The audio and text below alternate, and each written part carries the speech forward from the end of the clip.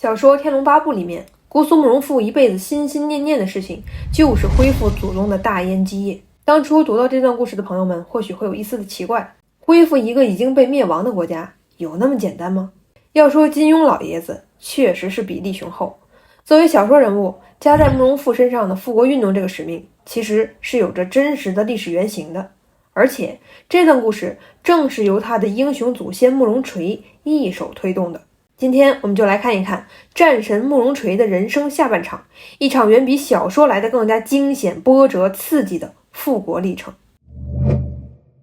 公元383年的11月，进入初冬的华北大地上，冰霜和雾气弥漫在淮北一个不知名的小村庄里。除了被寒气笼罩之外，死里逃生身上中了一箭的苻坚正躲在这个村庄里，审视着刚刚结束的惊天一战——淝水之战。淝水之战结束了，100万大军溃败了。开战前所有的豪言壮志、气吞山河都变成了一记响亮的耳光，狠狠地抽在这位五胡16国的雄主身上。当苻坚在这个小村庄里疗伤的时候，他100万大军当中有相当一部分的士兵被东晋俘虏，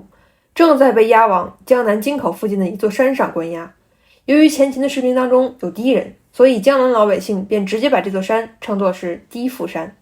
此外，淝水大捷，晋军一举击垮数倍于自己的敌人，这就使得东晋在军事形势上拥有了巨大的优势，晋军也得以在东起淮泗，西到荆襄的绵延上千余里的长江沿线上全面展开反击。然而，除了政治军事上的挫败之外，苻坚还面临另外一个非常现实的困难，那便是自己该去往何方。战前，苻坚征集了号称87万大军，但如今这些人已经随着被俘虏、被击溃、四散逃散等消失得无影无踪。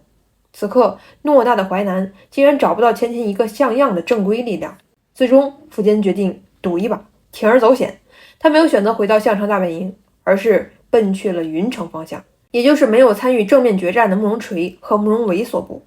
事实上，苻坚的这个举动是非常危险的。此时此刻，谁也不知道鲜卑慕容是否还值得信任，也不能保证他们在苻坚失去保卫力量之后，会不会突然痛下杀手。或许是出于对慕容垂的信任，也或许是想要夺了慕容垂的兵权，史书没有明确告诉我们这其中的缘由。总之，苻坚舍近求远，在1000余骑残兵败将的保护之下，长途奔袭了近1000里，到达了云城附近的张口。此刻，奉命接管云城的慕容伟所部早就在听到战败的消息之后四散溃逃了。另外一个奉命与桓冲对峙的慕容垂则确实是对得起战神这个称号，其麾下的3万大军依旧严整完好。然而，面对突然出现的刚刚经历惨败的苻坚，慕容垂心里就有些五味杂陈了。两人其实在某种程度上是有些相似的，他们都曾经有过无比辉煌的时候，也有狼狈奔逃只求活命的尴尬时刻。15年前，慕容垂在自己的国家活不下去的时候，前来投奔苻坚。如今苻坚溃败之后，也奔向了自己。但仁德不能当饭吃，感恩也不能建立大业，更何况自己的母国燕国就是被苻坚消灭的。此时如果狠心直接袭杀苻坚，那将会创造一个无与伦比的复国奇迹。到那时候，自己便可以乘风借势，纵横天下了。所以，到底该怎么抉择呢？淝水溃败和苻坚来奔的消息不仅震动了慕容垂，也让整个慕容鲜卑部开始蠢蠢欲动了起来。慕容垂的世子慕容宝眼前这个阶段智商还是在线的，他劝谏父亲说，自从家国覆灭、黄冈废弛之后，上天已经屡屡通过图谶显示，我们大燕必可中兴。此前只是时运未到，所以天命所归之人才应该韬光养晦，以待时机。如今苻坚兵败，投身于我们，这正是上天赐予我们光复大燕的千载良机啊！立大功者不顾小节，行大仁者不念小惠。秦国倾覆了我们的国，毁了我们的城，所谓国仇家恨，还有什么比这个更耻辱呢？我希望您不要意气用事，只感念秦王的小恩小惠，却忘记了大燕的社稷之重。慕容宝年轻气盛，话说得很好听，慕容垂又何尝不明白这其中的道理呢？可是你们年轻后生当然可以头脑发热的说什么不需念及小恩小惠，但慕容垂不行。作为即将逐鹿天下的领袖，慕容垂绝不能给世人留下一个什么吕布那样的骂名。思来想去，最终慕容垂找了一个天命的理由，他给儿子说，你说的固然不错，但苻坚诚心之至把自己交给了我，我有什么理由伤害他呢？假如上天真的将他抛弃，那我们未来消灭他的机会多的是。至于现在，不如先保全他，度过危难，用以报答往日他对我们的恩惠。以后日子还长，到那个时候再找机会图谋他，这样既能回报往日之恩，又能向天下人展示大义。眼见儿子辈的慕容宝劝不动，弟弟辈的慕容德上场，开始继续给慕容垂上强度。他说，邻国之间相互吞并，自古皆然。秦国强大的时候吞并大燕，秦国衰弱的时候大燕吞并秦国，这不是天经地义的事儿吗？再说了，咱们图谋苻坚是报仇雪恨，不是恩将仇报。你想想看，既要推翻敌人统治，又要恢复社稷宗庙，还要中兴大燕国祚，这得是遇到多么千载难逢的时机才能办成的事儿啊！您老可不能把这个机会白白错过了，不能将手里的兵交出去啊！哥啊，可不要再犹豫了。虽然慕容德的说法有一定的道理，但他毕竟还是图样，还是不懂得复国的基本道理。而此时的慕容垂已经是57岁了，可以说是身经百战，见得多了。天下的英雄诸如高句丽、宇文部、段部、后赵、冉魏，再加上一个东晋的桓温，哪一个我没打过？所以慕容垂继续耐着性子给弟弟解释说，我当年在大燕不为太傅慕容平所容，为了逃命才投奔秦国，秦国以国事待我，礼遇备至，这你们都是有目共睹的吧。后来我被王猛陷害，逼得我们父子一个叛变一个出逃，那境地真是百口莫辩。可人家秦王依然对我信任有加，一如既往，这样的恩情怎么能忘记呢？还是那句话，如果真如你们所说，秦国将要终结，天命在我大燕，那我们又何必担心未来没有机会斩杀苻坚呢？当然了，除了弟弟和儿子，如冠军参军赵丘等亲信党羽们，绝大多数的意见都是趁机袭杀苻坚，但结果都被老众驰骋的慕容垂给一一拒绝了。最终道德战胜了理性，或者说是野心战胜了短视。慕容垂决定倾心相迎，并把3万军队全部移交给苻坚。至此，有了慕容垂的这支力量，苻坚终于有了一点的依托。在向西返回长安的途中，借着这支正规军，苻坚沿途不断收集溃败之后离散的部队，等走到洛阳的时候，总人数已经达到了10余万人。史书上也说，此时苻坚的军队已经算得上是军容粗备了。话说回来，我们在此不得不仔细思考一个问题，那就是就目前的情况来看，虽然前秦和苻坚经历了惨败，损失了也有10几万的人马，但路上还是可以收敛军队，还可以有组织的向长安撤退，这看起来并没有伤筋动骨的样子。可为什么在后来几乎短短1年，前秦的统治就维持不下去了呢？我想我们可以把淝水战败后的苻坚跟赤壁战败后的曹操相比较，两人战败后的处境看起来非常的相似，但苻坚差就差在曹操的后方相当的稳定，而前秦内部却动荡不堪。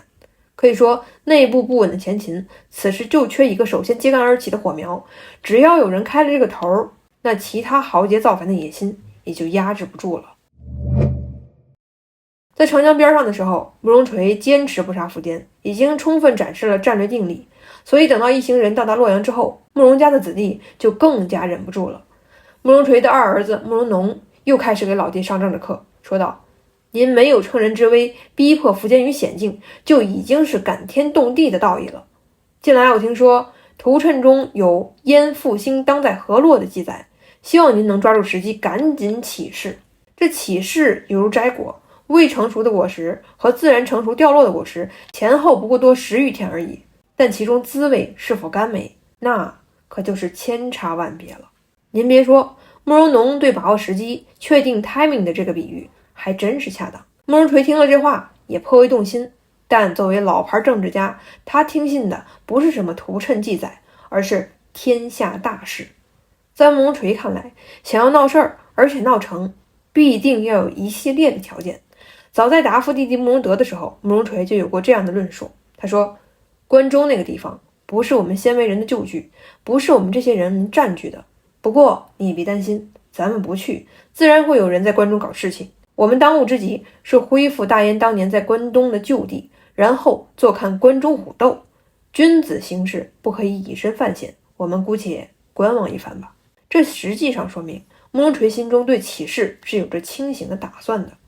首先要耐心观察一下形势，力求一旦举事便立于不败之地。第二，不在云城起事，那是因为荆州地区不是过去慕容鲜卑的势力范围，不掺和长安和关中的局势也是基于这个道理。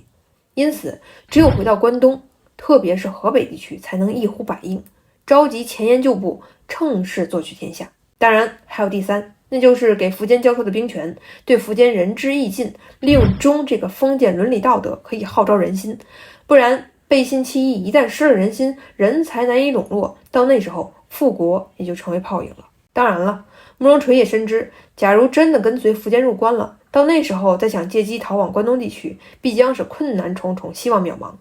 所以在即将入关的前一站，到了河南渑池附近，慕容垂就开始活动起来了。他向苻坚进言说，淝水之战王师不利，边境地区可能蠢蠢欲动，意图作乱，臣请陛下派我去镇抚北境，同时合龙、邺城都有我祖先的陵墓，我也想顺便去祭祭祖。面对慕容垂的请求，不知作何思考的苻坚竟然一口就同意了。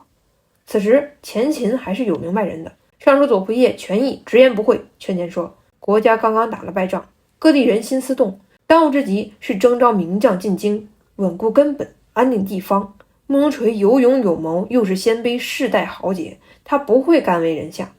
以前慕容垂归附陛下，只是为了躲避灾祸而已，怎么可能是真心实意的做大秦的冠军将军呢？此人必如养鹰，饥饿的时候依附于人，一旦吃饱就会振翅高飞，等到狂风乍起，风云变幻之时，那就会生出云霄之志了。现在正是把他关到笼子里的时候，您怎么能够放纵他离开，任意其为呢？可此时的苻坚已经与昔日判若两人，他不再是那个吞并北方的雄主，而是遭到淝水之败沉重打击的尖头。如果说此前的苻坚还有与天命做抗争的勇气，到了此时，他已经完全接受天命思想和宿命论的支配。他不无灰心地给权益说，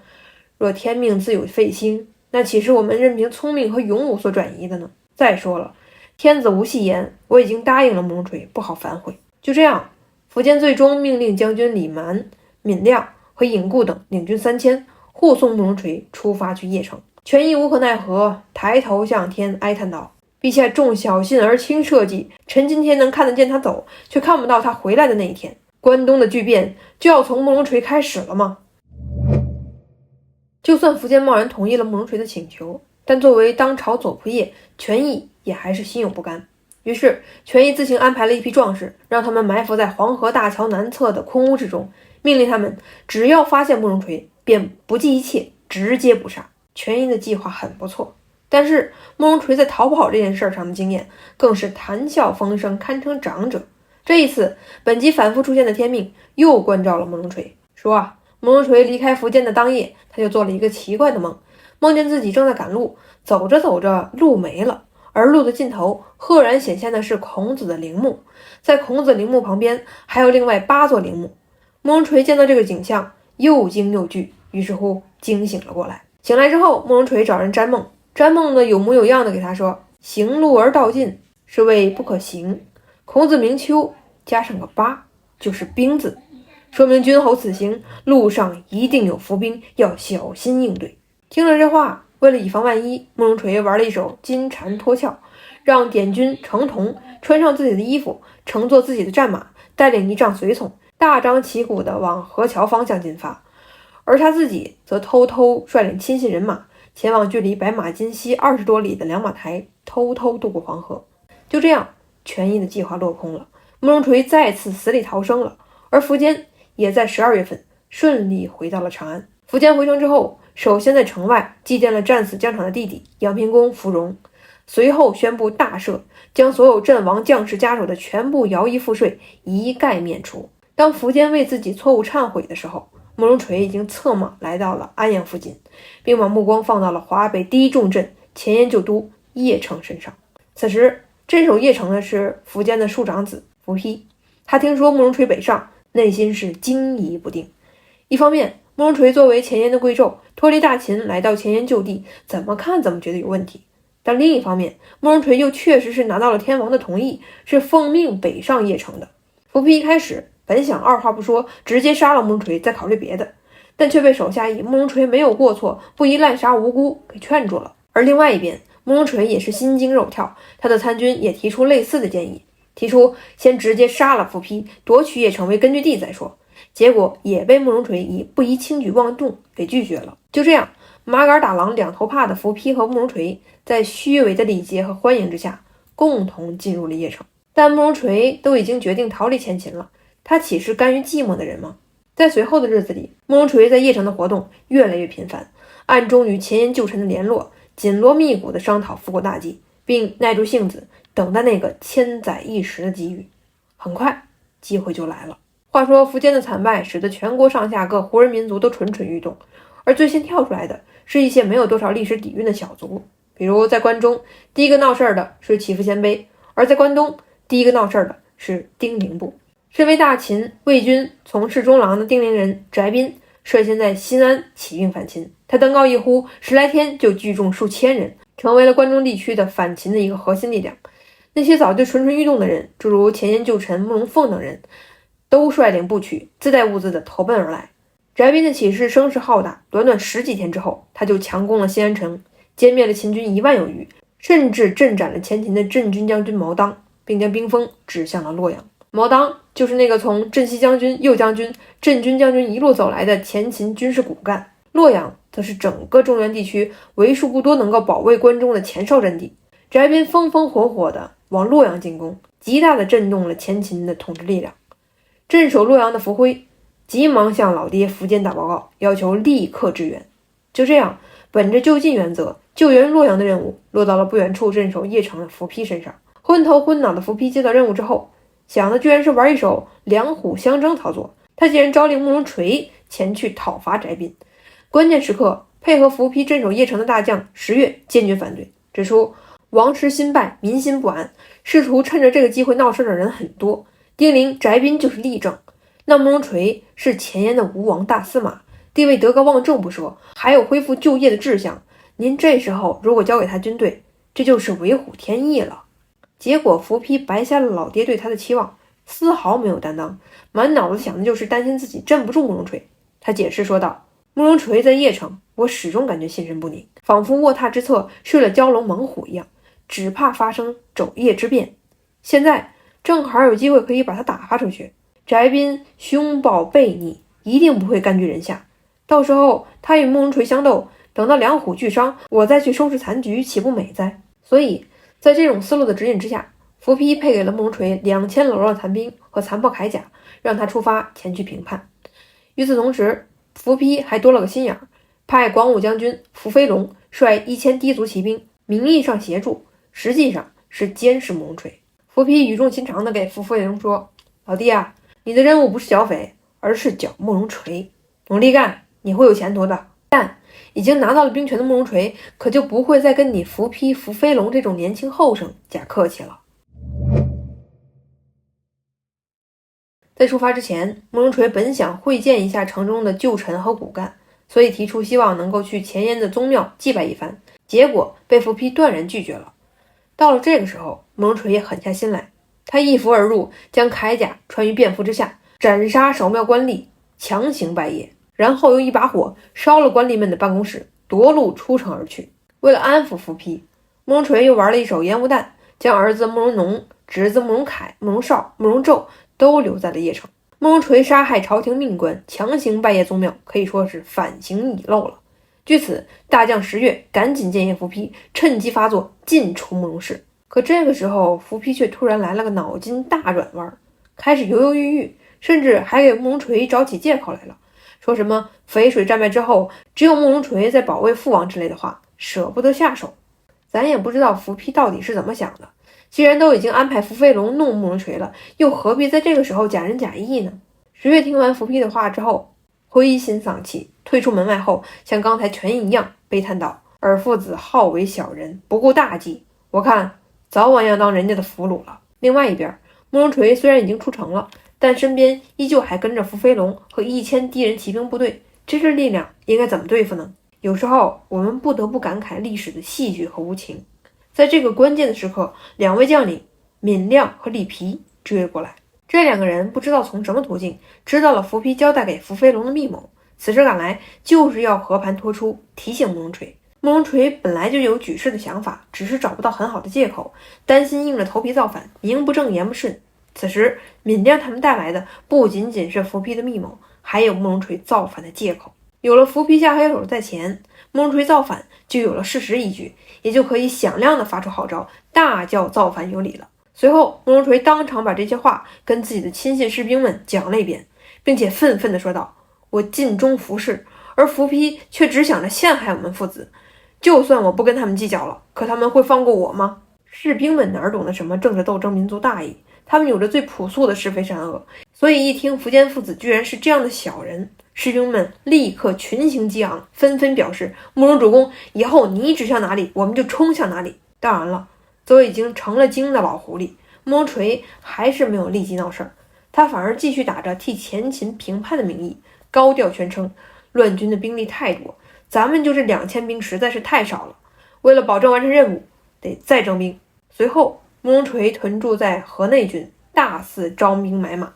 集结力量，短短10余天之内已经用了8000兵众。而对于这一切，监视他的伏飞龙都没什么反应，还以为这都是出征作战的常规操作。最为关键的是，伏飞龙到了现在还不知道自己早已被闵亮他们给卖了，还在想当然的寻找机会开展图谋慕容垂的行动。当然了，手里有了部队的慕容垂自然不会给别人这种机会。很快被围困洛阳的伏辉又派人来催促赶紧进军。慕容垂知道时机来了，于是他宣布大军即刻启程救援洛阳。慕容垂当然不是在乎伏辉的死活，他只是按照自己的计划行动。紧接着慕容垂假意站在军事的角度给伏飞龙建议说，我们现在离贼寇不远，如果动静太大恐怕会引起关注，因此我们应当白天休息，夜间前进，这样便可以攻其不意。与此同时，慕容垂又以类似的借口建议伏飞龙将麾下的敌人骑兵化整为零，以便降低声势，麻痹敌人。伏飞龙想了想，认为有理，就同意了这个方案。到了12月下旬，慕容垂命世子慕容宝率一支部队在前，做所谓的前锋，自己带着小儿子慕容龙率领另外一支部队做主力，同时又拆分敌人骑兵，命他们每5人为一部，趁着夜色出发上路了。或许这些被化整为零的敌人骑兵还不知道，已经失去规模优势的他们即将面临的是什么。公元383年12月27日，寒冷的平原上，夜色正浓，一支夹杂着鲜卑敌人的心怀鬼胎的大军正出发前往洛阳战场。突然间，晋军的鼓声大作，还没等到伏飞龙以及敌人骑兵反应过来这鼓声是什么意思，慕容垂、慕容宝父子就率军冲杀过来。他们前后夹击，对分割包围的敌人发起了围歼。不到1刻钟，1000余名敌人被全部诛杀。至此，淝水之战结束之后，尚不到2个月，慕容垂正式造反，打响了鲜卑人复国的第一枪。